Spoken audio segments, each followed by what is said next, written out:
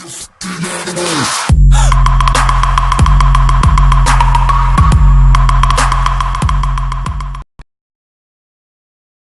in the world right now, and it's driving families absolutely crazy. It's free. Oh, that was a headshot. Oh my God. It's addictive.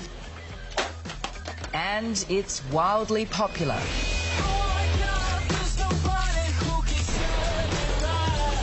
Tens of millions of people are playing Fortnite, from kids to celebrities, even the rapper Drake. Hi, Drake. Hi, how are you? Can you hear me? Yeah, she can hear you. The objective? 100 people fight strangers to the death, live and online.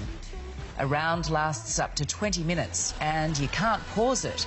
This week, a 9-year-old made headlines for wetting herself in bed rather than leaving the game. Your kids can also chat to their opponents online. They can play on nearly any device, computers, consoles and iPhones.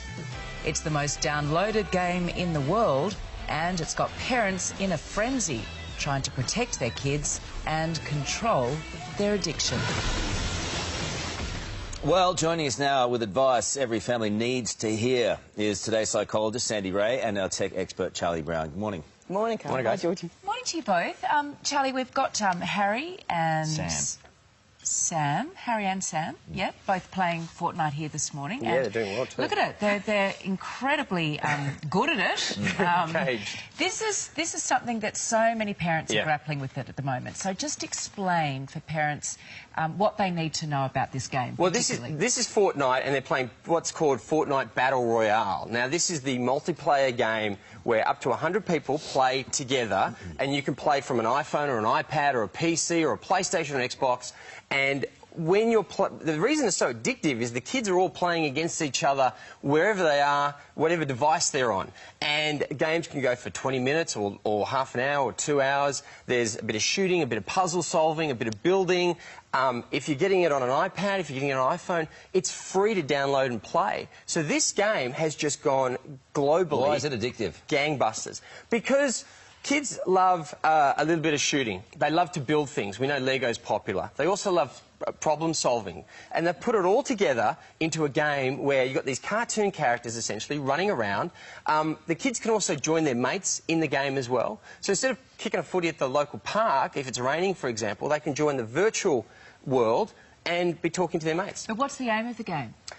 Well, you want to be the last man standing at the end of it. So what's the aim of the game? To kill all the other players in the game. Correct. So how does that compare, Sandy, to a game of footy with your mates? Look, there's unequivocal research about the impact of these sorts of games. There's over 130 evidence-based pieces of research that tell us that violent games like this increase aggressiveness, increase angry thoughts, increase aggressive behaviour.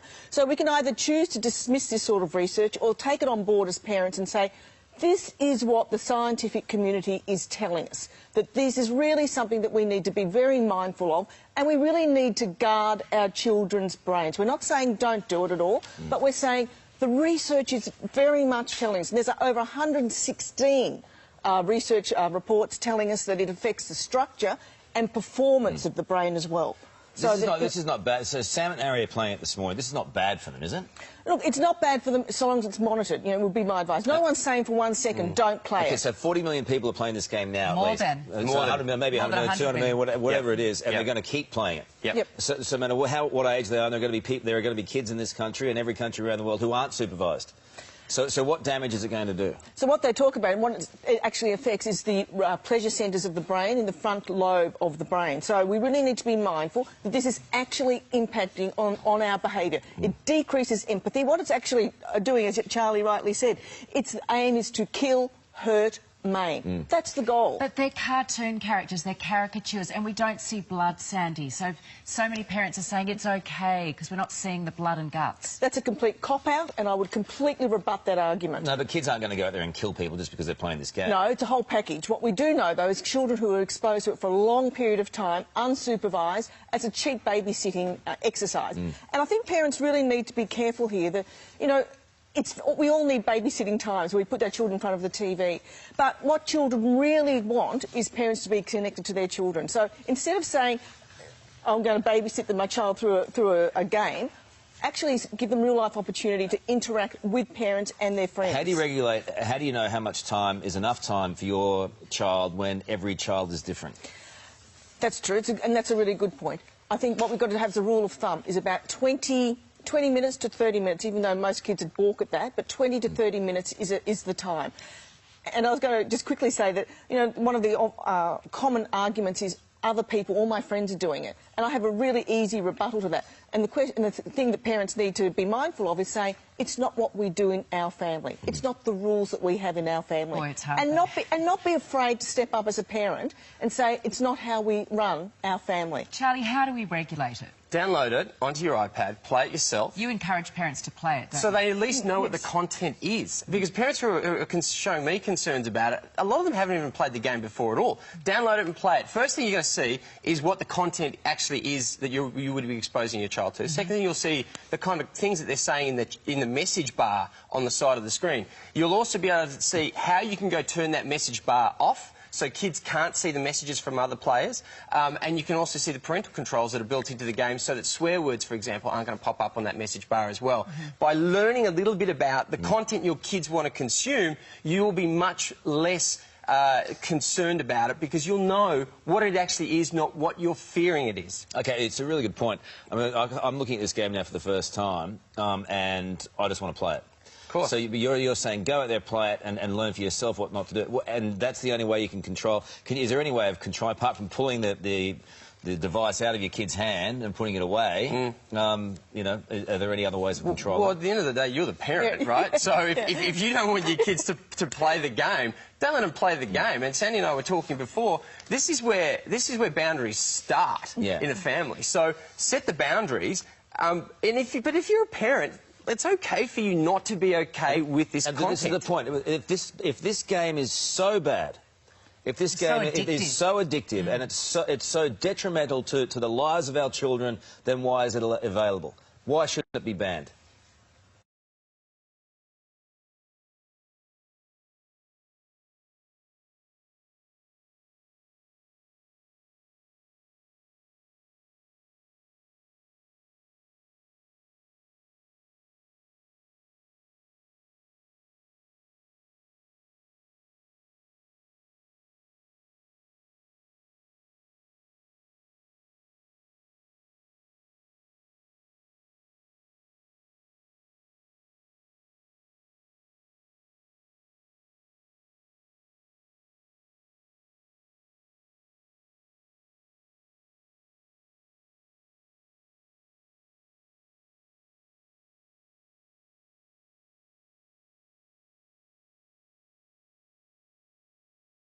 It's cruel because there's nothing wrong with the game for who it's actually intended to play it. And the reason this game has a... Therein lies the point for who is intended to play it. But this game, the classification of this game is not restrictive to a particular age. There is a guide to the age, which is teenagers, but it's not restricted to it because of the content in the game. So because of that, you as a parent need to step up and you need to say, you know what, I understand what my kids are consuming here and I'm either okay or I'm not okay. And we have been flooded with emails and messages about this. Parents are absolutely tearing their hair out. And there are stories, Sandy, of kids getting up at 2 o'clock, 3 o'clock in the morning to get online and play with their friends. I mean, it's a big issue for a lot of parents. And the recommended age is really 15 plus. And why is that? Because we know the cognitive format of the brain is different at 15. People can make decisions, their planning, the executive thinking skills are very different at 15. Not at 8 and 7 and 6 years of age to play these sorts of games. So ideally this is too young.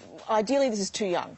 You know, and the Royal Commission to Family Violence was very clear about early intervention. We know that mothers especially need to train and support their young boys so that they don't grow up into aggressive, unwieldy, treat women with disrespect men. Lacking empathy. Lacking empathy. So, you know, we really need to take on board that early intervention and monitoring is something that parents really need to embrace. Sam, are you going to stop playing that game?